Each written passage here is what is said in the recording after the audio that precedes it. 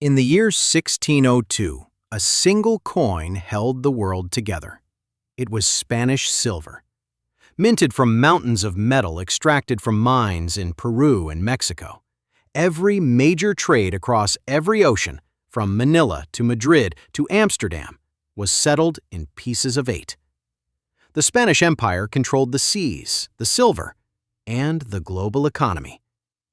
And nobody alive in 1602 could imagine a world where Spain didn't run the financial system.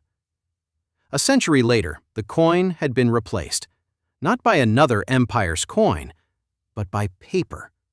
Paper drawn on a bank in Amsterdam. The Dutch guilder had become the world's reserve currency. And nobody alive in 1750 could imagine a world where Amsterdam wasn't the financial capital. A century after that, the guilder was gone. The British pound had taken over. London now stood as the unrivaled financial center. The sun, as they said, never set on the British Empire. And nobody alive in 1900 could imagine a world where the pound wasn't the world's money. I'm Grant. This is Trek for Wealth, your trail map for building, growing, and protecting long-term wealth. And today we're going to talk about something that is hard to talk about clearly because it gets weaponized by alarmists on one side and dismissed by complacent voices on the other. We're going to talk about the dollar. Specifically, is the dollar's reign as the world's reserve currency actually ending? What does the data say? What does history say? And most importantly, what should you do as an investor, regardless of which way it actually goes? Let's get into it. First, let's establish what we're actually talking about. A reserve currency is the money that other countries' central banks hold to settle international trade. It's the currency that oil is priced in, the currency that international debt is denominated in, the currency that, if you're a small nation, you stockpile so you can buy food and fuel from anyone in the world. Being the issuer of the world's reserve currency is the single greatest financial privilege any nation can have. The French economist Valéry Giscard d'Estaing called it America's exorbitant privilege back in the 1960s. And here's why that phrase has stuck for 60 years. Because America holds reserve currency status, foreign central banks hold something like $7 trillion in American Treasury bonds. That demand alone keeps American interest rates lower than they would otherwise be.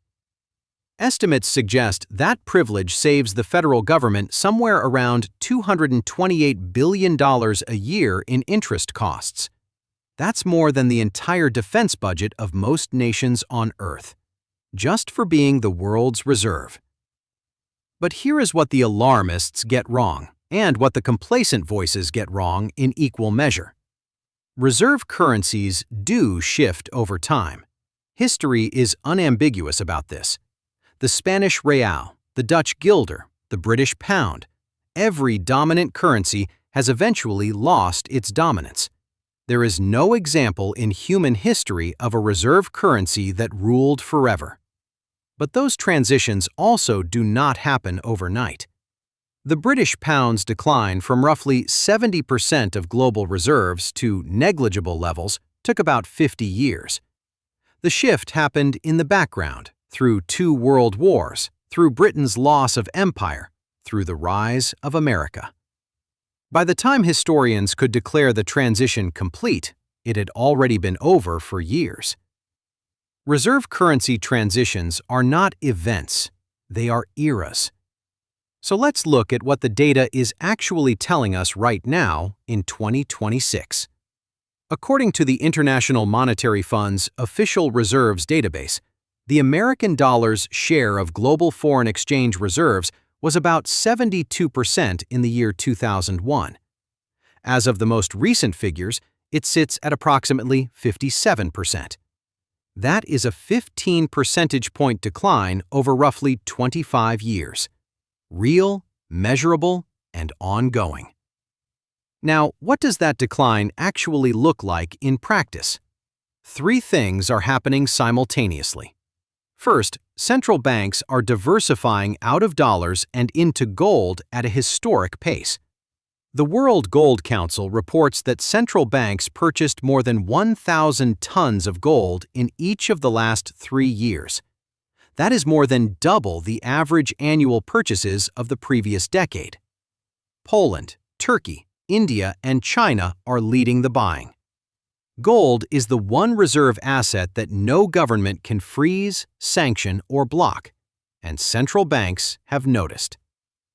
Second, bilateral trade settlement in non-dollar currencies has accelerated dramatically. Russia and China now settle roughly 90% of their bilateral trade in rubles and yuan.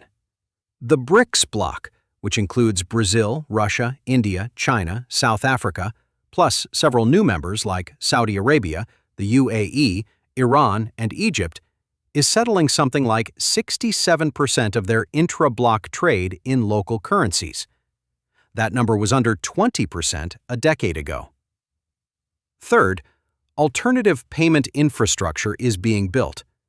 Systems like mBridge connect the central banks of China, Hong Kong, Thailand, and the UAE for instant cross-border settlement that does not touch the American dollar or the SWIFT messaging system.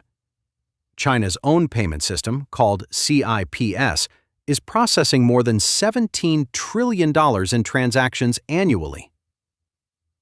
None of this existed 20 years ago. So, if you're asking whether de-dollarization is real, the answer is yes. It is real, it is measurable, and it is accelerating. But here is where I want to push back hard on the alarmist version of the story. Because for every article warning you that the dollar is about to collapse, there is a financial product being sold on the back of that fear. Gold IRAs, crypto, foreign currency accounts, survival kits. And the alarmist framing benefits the people selling those products, not the people listening to the warning. Let's be precise about what is actually happening, and more importantly, what is not. First, the dollar's share is declining, but it is still by far the largest reserve currency in the world. 57% is not collapse. It is erosion. And there is no credible alternative currency that is anywhere close to dethroning it. The euro is around 20% of reserves. The yuan, despite all the headlines, is around 3%. The proposed BRICS currency has been talked about for years and has produced exactly zero functional currency. India's foreign minister himself recently stated that India has never been for de-dollarization and that there is no current proposal to create a BRICS currency. The countries that are loudest about de-dollarization politically are often the same countries that, when you check the data, are still holding the majority of their reserves in dollars. Second, every previous reserve currency transition took decades. The British pound's decline from peak to negligible required about 40 to 50 years. There is no historical precedent for a sudden, overnight currency collapse in a developed economy with a deep financial market. Sudden currency collapses happen to small countries with dollar-denominated debt and political instability. They do not happen to the country whose debt those other currencies are denominated in. Third, even if the dollar continues to gradually lose share, the implications for American investors are not what the alarmists describe. The dollar losing reserve dominance does not mean your retirement account becomes worthless. It means a few specific things, and we need to be clear-eyed about those. So, what would gradual de-dollarization actually mean for your portfolio? Let me walk through the 4 real consequences that the data supports. Real consequence number 1: a weaker dollar against other major currencies over time. The American dollar index has dropped roughly 4% in the past year alone. If foreign demand for dollars structurally declines, the exchange rate eventually has to reflect that. A weaker dollar makes imports more expensive, which is inflationary for American consumers. It also makes American exports more competitive globally, which is generally positive for American manufacturers. Real consequence number 2. Higher long-term interest rates. The exorbitant privilege I mentioned earlier, that $228 billion in annual interest savings, is directly tied to foreign central banks parking their reserves in American Treasury bonds. If they buy fewer treasuries, Treasury yields rise, and rising yields mean falling bond prices and higher costs for mortgages, car loans, business debt, and the federal deficit itself. Real consequence number 3. Continued strong performance for gold and possibly silver. Gold has run to record highs 3 years in a row. The major central bank buying is not slowing down. Gold prices have been forecast to climb toward $4,000 per ounce by mid-2026, driven specifically by reserve diversification.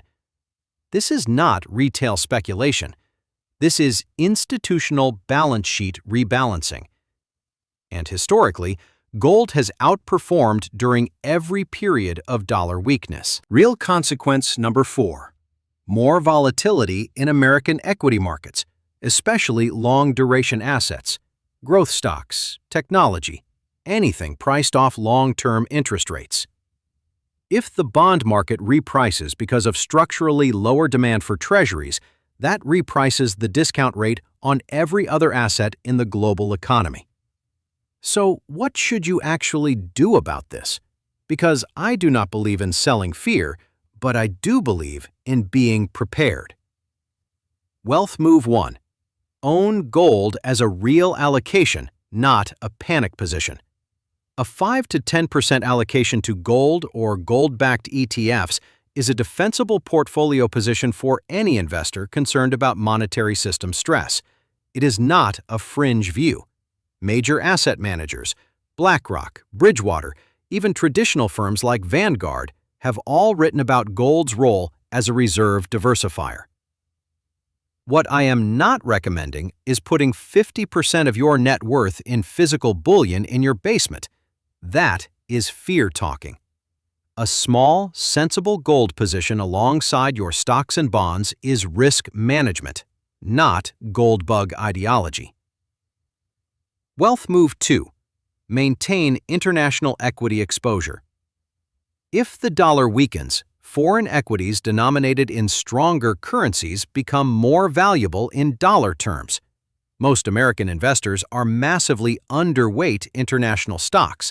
Typical retirement portfolios hold 90% American equities or higher. A meaningful allocation to international developed markets, 20 to 30%, provides natural currency diversification without requiring any geopolitical predictions. You don't need to bet on which currency wins. You just need to not be 100% bet on the dollar. Wealth move 3.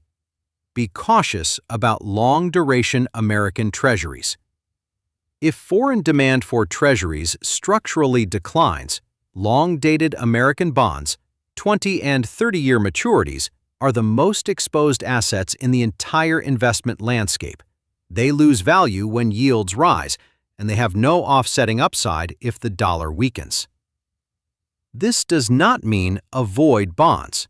Short-term treasuries and TIPS are different categories entirely. But sitting in a 30-year treasury fund as a primary fixed income holding is a different risk profile than it was 20 years ago. Wealth move 4. Focus on real assets in inflationary environments. A weaker dollar over time is generally inflationary. Real assets, real estate, infrastructure, commodities, and companies with strong pricing power historically outperform cash during periods of monetary debasement. You do not need to dramatically restructure your portfolio.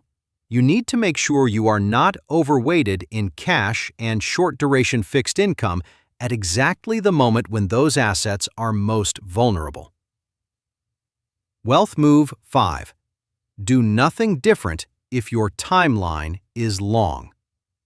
This is the one most people skip past. If your investment horizon is 20, 30, or 40 years, and you are diversified across American stocks, international stocks, bonds, and a small alternative allocation, you do not need to make any dramatic changes based on reserve currency speculation. The companies in the S&P 500 generate roughly 40% of their revenue overseas. They are already partially hedged against dollar weakness. The discipline of dollar-cost averaging into a diversified portfolio is more powerful than any geopolitical bet. Let me close with something that I think is genuinely important. The Spanish Empire did not collapse because the real lost reserve status. The Dutch Republic did not collapse because the guilder was supplanted. The British Empire did not collapse because the pound was replaced by the dollar. In each case, the financial transition was a symptom of much larger underlying shifts: economic, military, political, demographic. The dollar's gradual loss of reserve dominance, if it continues, will be a similar symptom. The story is not actually about currency. It is about America's relative position in a changing global economy. And the wealth-building response to that is not to bet against your own country. It is to be diversified enough that you participate in whatever the world economy does next. Preparing without predicting. Always. If this kind of historical, data-grounded financial education is what you've been looking for, subscribe to Trek for Wealth. We do not sell you fear. We do not sell you certainty. We give you the frameworks, the history, and the math, and let you make the decisions. Your trail map for building, growing, and protecting long-term wealth. Trek for Wealth.